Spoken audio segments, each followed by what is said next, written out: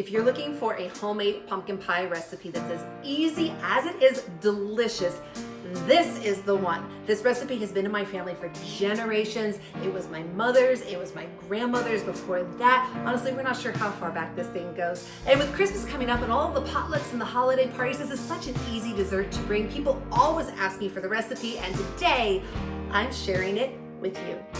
Hey, what's up? It's Andrea, and in today's video, I'm gonna show you how to make my grandmother's pumpkin pie. This is a pie that tastes way better than any store-bought pie you've ever had, and it's just as easy as it is delicious.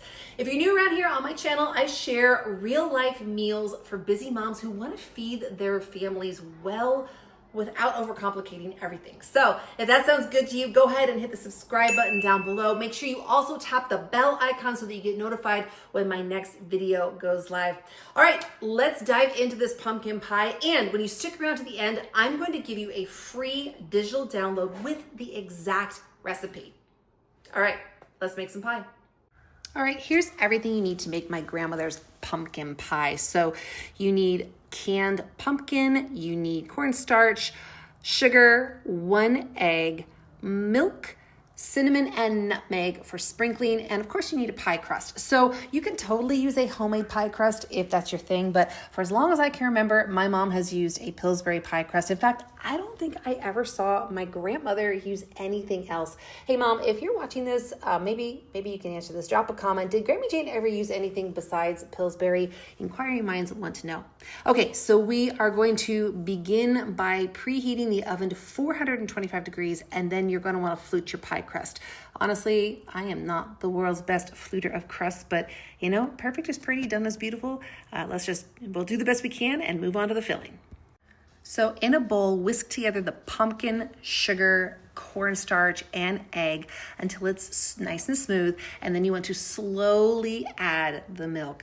Now you may notice I did spill the milk a little as I was pouring it in, and full disclosure, I did not have enough ingredients to redo the shot. So if you see a little splash, just know this is real life and a real kitchen, and spoiler alert, the pie still turned out perfectly.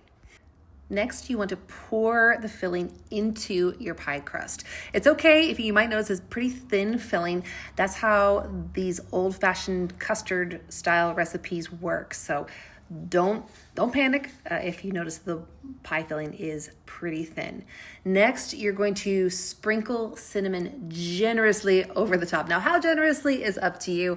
I like a generous amount of cinnamon, but you can really customize the spiciness, the spice level to your preferences. And then add just a little touch of nutmeg. This is exactly how my grandmother did it.